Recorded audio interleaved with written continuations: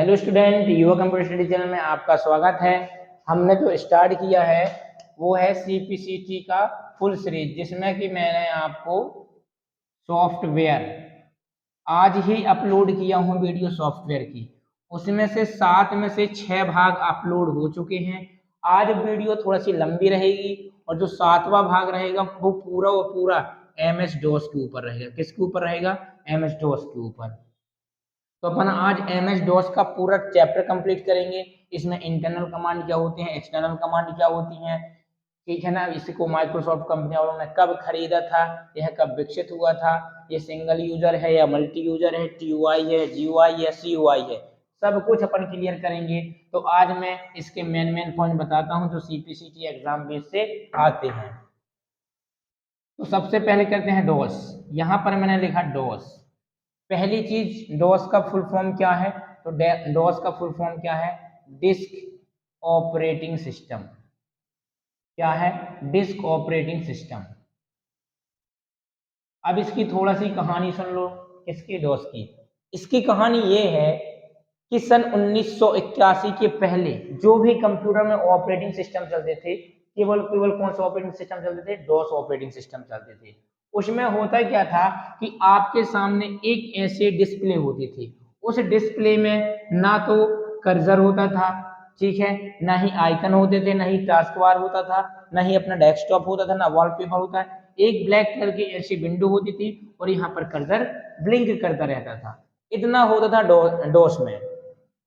तो डॉस में केवल अपन क्या कर सकते थे? केवल लिख सकते थे। वहां पर किसी भी प्रकार का इमेज का कोई रोल कॉल नहीं था। तब क्या हुआ था कि माइक्रोसॉफ्ट कंपनी है। कौन सी कंपनी है? Microsoft company. तो माइक्रोसॉफ्ट कंपनी ने, जो माइक्रोसॉफ्ट कंपनी है, उन्होंने क्या, जुलाई 1981 में, जुलाई 1981 में उन्होंने अपना एक ऑपरेटिंग सिस्टम लॉन्च कर दिया जिसका नाम क्या था? Window operating system. क्या नाम था? Window operating system. इस विंडो ऑपरेटिंग सिस्टम में आप जीयूआई मतलब क्या होता है? Graphical user interface. आप विंडो ऑपरेटिंग सिस्टम में बहुत पूर्वक जीयूआई का यूज कर सकते थे। इसमें टोटल आइकन रहते हैं। लेकिन इसके पहले जो ऑपरेटिंग सिस्टम चलता था वो पूरा का पूरा क्या था? डॉस ऑपरेटिंग सिस्टम था। तो पहला पॉइंट क्या है कि डॉस का फुल फॉर्म क्या है?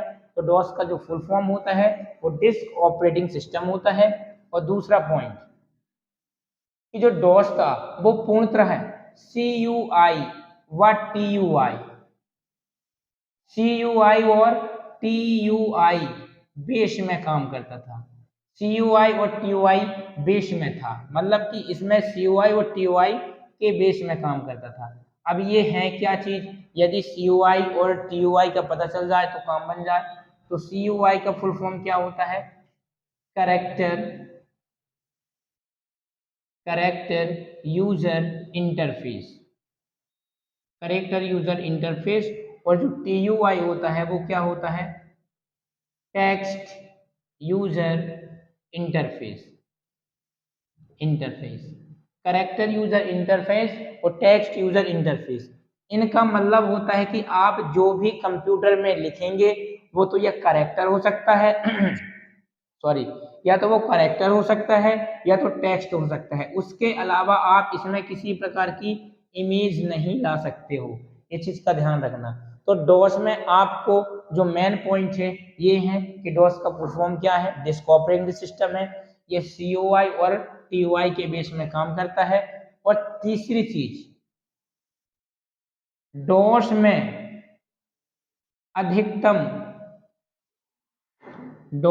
अधिकतम कीबोर्ड का यूज किया गया। किसका यूज किया गया? कीबोर्ड का ही यूज किया गया है। मोस्ट इंपॉर्टेंट ऑप्शन आता है कि डॉस में किस ऑपरेटिंग सिस्टम में, क्वेश्चन सुनना, किस ऑपरेटिंग सिस्टम में अत्यधिक कीबोर्ड का यूज किया गया? तो उसका आंसर क्या आएगा? डॉस। इस चीज का ध्यान रखना, ठीक है ना। इसके बाद की कहानी सुनना। चौथा पॉइंट ये है कि माइक्रोसॉफ्ट वालों ने जुलाई 1981 में उन्होंने क्या, डॉस को खरीद लिया था और अपने ऑपरेटिंग सिस्टम में इनबिल्ट कर दिया था। इनबिल्ट का मतलब क्या होता है, माइक्रोसॉफ्ट वालों ने क्या किया था, खरीदा था।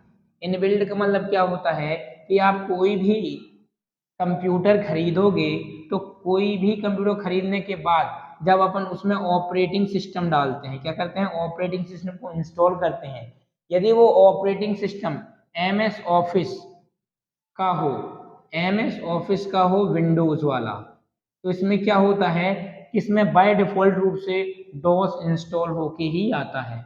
आप यदि विंडो ऑपरेटिंग सिस्टम चला रहे हो तो उसमें डॉस भी मिलेगा, ये चीज फिक्स है। क्यों मिलेगा, इनबिल्ट होके आता है। क्यों इनबिल्ट होके आता है, क्योंकि जुलाई 1981 में माइक्रोसॉफ्ट वालों ने इस डॉस को खरीद लिया था, ठीक है ना। इसके बाद आती है पांचवा पॉइंट, डॉस से ही पांचवा पॉइंट है कि जो डॉस है उसको सिंगल यूजर ऑपरेटिंग सिस्टम कहा गया है। क्या कहा गया है, सिंगल यूजर ऑपरेटिंग सिस्टम। क्यों कहा गया है, क्योंकि केवल एक ही व्यक्ति इसका यूज कर सकता था, इसके अलावा दूसरा व्यक्ति यूज कर ही नहीं सकता था वन टाइम में, ध्यान रखना। बात करें अपन छठवें पॉइंट की, तो छठवां पॉइंट अपना जो बनेगा इसमें, इसकी संरचना देख लें। क्या देख लें, संरचना। एमएस डॉस की संरचना क्या होगी अपनी, स्ट्रक्चर ऑफ एमएस डॉस, तो मैं लिखता हूं संरचना। संरचना किसकी संरचना देखना है, डॉस की। तो डॉस की संरचना में अपने 4 से 5 पॉइंट इंपॉर्टेंट है। पहला जो है वो है बूट रिकॉर्डर, क्या है, बूट रिकॉर्ड। दूसरा क्या है अपना, input output device, input output system बोलो डिवाइस बोलो, मतलब जो डिवाइस होते हैं उसका मैनेजमेंट करने के लिए। और जो तीसरा होता है वो होता है एम एस डॉस, ठीक, एम एस डॉस प्रोग्राम बोल दो। और जो अपना चौथा पॉइंट आता है वो हो जाएगा अपना कमांड कॉम। क्या हो जाएगा, कमांड डॉट कॉम हो जाएगा।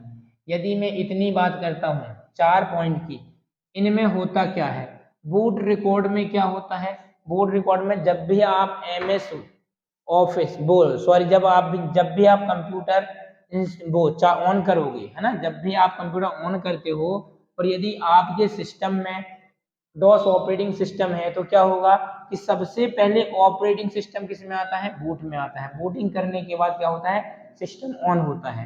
बात करते हैं अपन इनपुट और आउटपुट डिवाइस की। तो इनपुट और आउटपुट डिवाइस, इनपुट डिवाइस किसे कहते हैं, जैसे हो गया कीबोर्ड। यदि इनपुट डिवाइस और आउटपुट डिवाइस वाला मेरा वीडियो लेक्चर नहीं देखे हो तो आप इसके पहले वाले में जाना, उसमें इनपुट और आउटपुट की मैंने 6 पार्ट पढ़ाया है ना। और 6 के 6 पार्ट में आपको एकदम क्लियर कर दिया कि इनपुट क्या होता है, आउटपुट क्या होता है।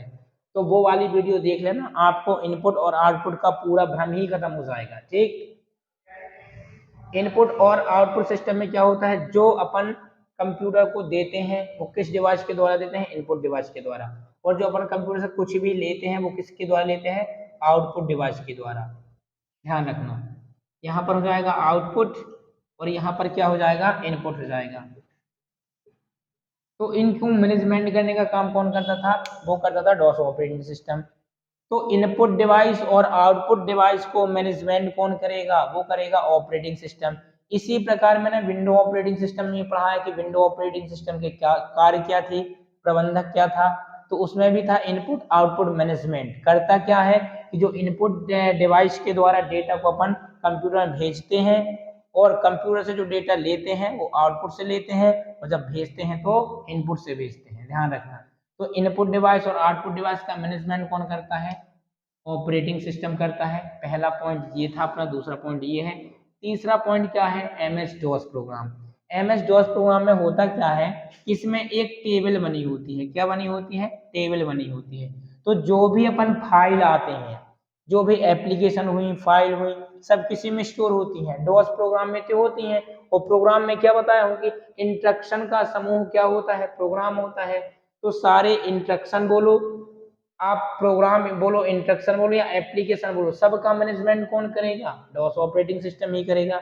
बात करें कमांड डॉट कॉम की, कमांड डॉट कॉम कमांड किसको बोलते हैं, इसके पहले वाले वीडियो में मैं आपको बहुत सही तरीके से बताया हूँ, अच्छे तरीके से। यूनिक कॉन्सेप्ट की कमांड बोलते किसको है, जो कंप्यूटर के द्वारा निर्देश लिए जाते हैं, या बोल रहे हैं जो हम किसी भी प्रकार के इंस्ट्रक्शन कंप्यूटर में देते हैं उसी को तो कमांड बोलते हैं। जैसे Ctrl+C ये क्या है, एक प्रकार की कमांड है। तो जो हमारे द्वारा जो भी कमांड दी जाती है इसका मैनेजमेंट कौन करेगा, इसका मैनेजमेंट भी कौन करेगा, डॉस करेगा। तो डॉस क्या है, एक ऑपरेटिंग सिस्टम है। इसके बाद यदि मैं बात करता हूं कि डॉस में दो प्रकार की कमांड होती हैं। कितने प्रकार की कमांड होती हैं, दो प्रकार की। एक होती है इंटरनल कमांड, जो कमांड होती है डॉस में वो कितने प्रकार की होती है, दो प्रकार की। एक होती है इंटरनल कमांड और दूसरी होती है अपनी external command. External external command दो प्रकार की हो गई, इंटरनल कमांड और एक्सटर्नल कमांड। इंटरनल कमांड क्या होती है और एक्सटर्नल कमांड क्या होती है, बहुत अच्छे यूनिक डेफिनेशन देखना। इंटरनल कमांड उन कमांड को कहा जाता है जो डॉस के साथ बाय डिफॉल्ट रूप में स्टोर होती हैं। कहने का मतलब ये है कि अब डॉस ऑपरेटिंग सिस्टम इंस्टॉल होता है तो उसके अंदर जो जो भी कमांड स्टोर होती हैं उनको इंटरनल कमांड कहते हैं, और जो हमारे द्वारा कमांड बनाई जाती हैं उसको एक्सटर्नल कमांड कहते हैं। ठीक है ना। तो कमांड कितने प्रकार की हो गई, दो प्रकार की, एक इंटरनल कमांड और एक एक्सटर्नल कमांड। इसके इंटरनल कमांड कौन कौन से होते हैं इसके एग्जाम्पल बताऊंगा, इसकी कितनी होती है इसके एग्जाम्पल बताऊंगा।